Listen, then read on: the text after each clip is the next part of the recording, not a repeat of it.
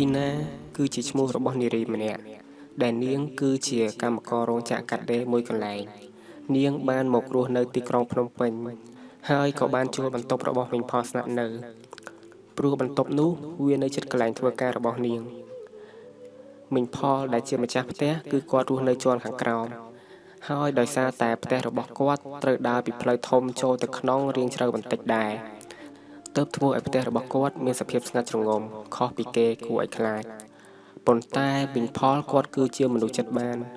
គាត់តែងតែឧស្សាហ៍លើកយកម្ហូបឡើងមកឲ្យអ្នកដែលជួលបន្ទប់របស់គាត់ជារឿយៗផ្ទះជួលរបស់គាត់មានចំនួន5បន្ទប់ប៉ុន្តែដោយសារតែខែនេះរោងចក្រមានបញ្ហាដែលត្រូវបញ្ឈប់កម្មការិនីមួយចំនួនទើបពួកអ្នកដែលជួលពីមុនត្រូវត្រឡប់ទៅស្រុកវិញហើយពេលនេះបន្ទប់របស់គាត់មានអ្នកជួលតែ2បន្ទប់តែប៉ុណ្ណោះ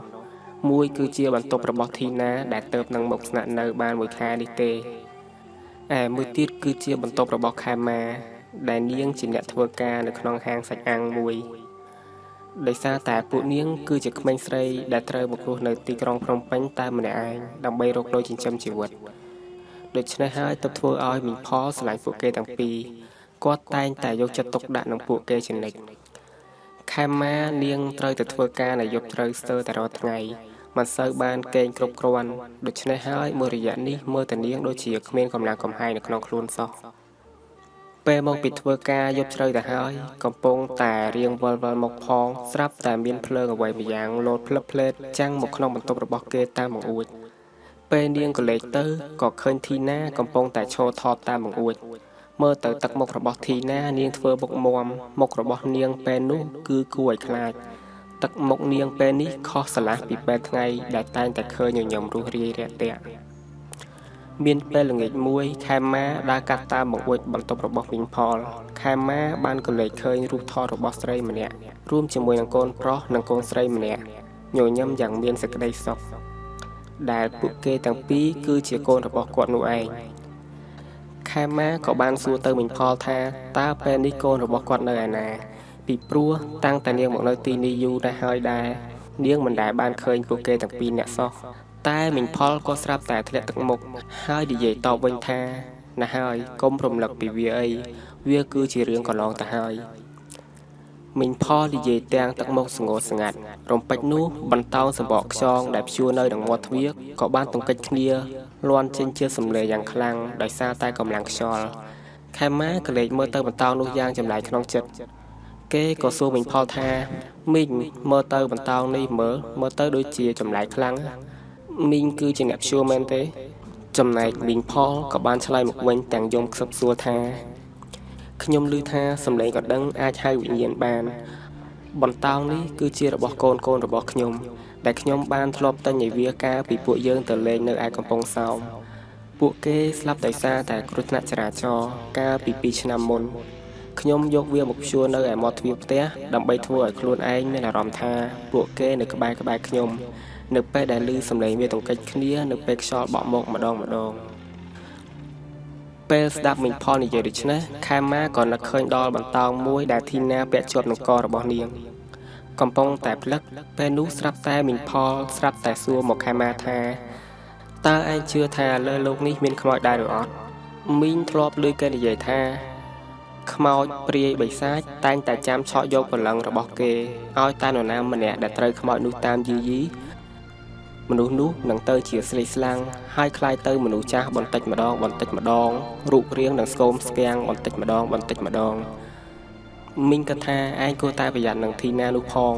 ព្រោះមួយរយៈនេះមើលទៅនាងតែងតែធ្វើអ្វីចម្លែកយ៉ាងមិនដឹងទេសម្ដីរបស់មីងផលបានធ្វើឲ្យខែម៉ាចាប់ផ្ដើមព្រឺសម្បុរឡើងព្រោះនៅជាន់ខាងលើមានតែនាង2នាក់ប៉ុណ្ណោះស្ដាប់ទៅគួរឲ្យព្រឺរោមដែរនៅពេលដែលស្ដាប់មីងផលនិយាយចប់គេក៏លាមីងផលត្រឡប់មកលើបន្ទប់វិញដល់ពេលមកដល់បន្ទប់នាងឃើញកញ្ចប់តូចមួយដាក់នៅនឹងមុខបន្ទប់របស់នាងពេលនោះនាងក៏ហែកមើលនៅក្នុងកញ្ចប់នោះមានសុទ្ធតែរូបថតរបស់នាងទាំងអស់នាងភ្ញាក់ព្រឺតនៅពេលដែលឃើញរូបថតរបស់ខ្លួនមានគ្រប់កាយវិការមានរូបដេកដើរងូតទឹកនិងរូបថតពេលដែលនាងចេញទៅក្រៅជាច្រើនទៀតហើយរូបមួយសន្លឹករបស់នាងសង្កេតឃើញថា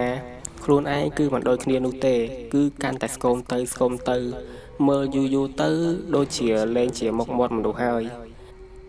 ខែម៉ាចាប់ផ្ដើមព្រឺក្បាលព្រឺរោមនៅពេលដែលឃើញបែបនេះគូផ្សំជាមួយនឹងសម្ដីរបស់មីងផលអំបញ្ញមិញទៀតកំពុងតែភ័យមិនទាន់បាត់ផងនៅពេលនោះកាមេរ៉ារបស់ធីណាចាប់ផ្ដើមបានមករកនាងទៀតហើយមិនចាំយូរខេមម៉ាក៏ស្ទុះចូលទៅក្នុងបន្ទប់របស់ធីណាដើម្បីសួរនាំថាហេតុអ្វីបានជាចេះតែលួចថតរូបនាងបែបនេះអញ្ចឹងឬមួយក៏ដូចជាអំផលនិយាយមែននៅក្នុងបន្ទប់នោះងងឹតស្លុបគេរាវចោះរាវឡើងក៏ប៉ះចំនឹងបន្តោមួយដែលធីណាចំណាំពាក់រាល់លើកនៅពេលនោះស្រាប់តែមានដៃដ៏ត្រជាក់មួយមកកាន់ស្មារបស់នាងដែលនោះគឺជាដៃរបស់ធីណាដោយសារតែនាងផិតភ័យពេកគិតថាធីណាគឺជាវិញ្ញាណខ្មោចនាងក៏យកដៃទាំងពីររបស់នាងទៅច្របាច់ករបស់ធីណារហូតដល់នាងដាច់ខ្យល់ស្លាប់ទើបខេមម៉ាព្រមប្រឡែងវិញក្រោយពីនោះបន្តិចខេមម៉ាបានរត់ចុះមកបន្ទប់របស់មីងផលគេឃើញគាត់កំពុងតែឈររងាស់ទឹកស៊ុបហើយងាកមករកនាងព្រមទាំងញញឹមនៅពេលនោះនាងឃើញមីងផលដើរមកជិតនាងប៉ុន្តែជើងរបស់គាត់មិនដល់ដីទេហេតុការណ៍នេះបានធ្វើឲ្យខេមម៉ាស្រឡាំងកាំងដួលស្រាប់ទៅនឹងលើឥដ្ឋកម្រាកដៃកម្រាកជើងលេរួចមីងផលនោះក៏ចាប់ផ្ដើមនិយាយព្រមទាំងញញឹមថា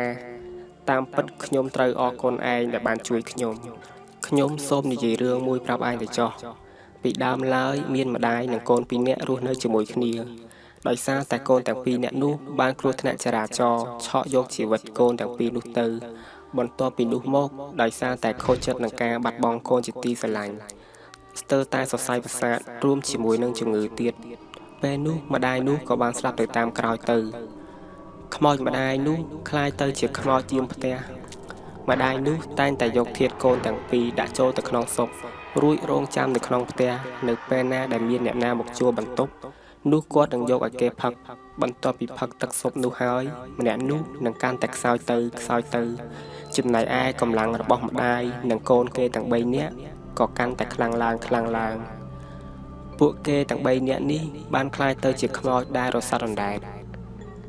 តាមពិតទៅធីណាតែងតែប្រើម៉ាស៊ីនថតរូបសម្រាប់តាមដានមីងផលនោះ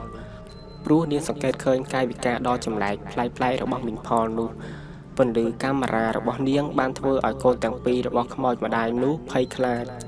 ដូច្នេះហើយទើបខ្មោចមីងផលនោះព្យាយាមរកមធ្យោបាយដើម្បីកម្ចាត់ធីណាចោលប៉ុន្តែសំណាងល្អហើយព្រោះពេលនេះខេមម៉ាបានសម្លាប់ធីណាជំនួសខ្មោចម្ដាយកូននោះបាត់ទៅហើយតាមពិតនៅពីក្រោយខ្នងរបស់ខេមម៉ាក្នុងរូបថតទាំងអស់នោះតែងតែមានស្រមោលខ្មៅនៅព័ទ្ធជុំវិញខ្លួនហើយនោះគឺជាអ្វីដែលធីណាព្យាយាមថតនោះឯងខេមម៉ាចាប់ផ្ដើមវិលមុខស្វាងភ្នែកនិងបាត់បង់កម្លាំងលហិតលហីដោយសារតែសពកំទេចឆ្អឹងរបស់ខ្មោចមីងផលនាងឮសំឡេងខ្មោចមីងផលនោះនិយាយខ្សៅថានេះគឺជាចានទឹកស៊ុបចុងក្រោយរបស់ឯងហើយឆាប់ផឹកទៅរំពេចនោះស្រាប់តែស្រមោលខ្មៅបានព័ទ្ធជុំវិញខ្លួនរបស់នាងមានអារម្មណ៍ថាបេះដូងរបស់នាងចាប់ផ្ដើមត្រជាក់បន្ទាប់មកអ្វីក៏រលត់សូន្យឈឹងនៅពេលដឹងខ្លួនឡើងវិញម្ដងទៀតខេមម៉ាបានក្លាយទៅជាមនុស្សម្នាក់ផ្សេងទៀតទៅហើយចំណែកធីណាវិញក៏ឈរនៅក្បែរនាងផងដែរពួកនាងទាំងពីររួមជាមួយនឹងម្ដាយកូន3នាក់នោះកំពុងតែស្ថិតនៅក្នុងផ្ទះមួយនោះ2-3ថ្ងៃក្រោយមកគេឃើញផ្ទះរបស់មីងផលចាប់ផ្ដើមដាក់ផ្លាកជួលបន្ទប់ទៀតហើយបន្តិចទៀតពួកគេនឹងបានភ្លក្សទឹកស៊ុបដែលជាស្នាដៃដ៏ឈ្ងុយឆ្ងាញ់របស់មីងផលដូចជាខេមម៉ាផងដែរសរុបមកវិញតើពេលនេះខេមម៉ានាងគឺជាអ្វីជាមនុស្សឬក៏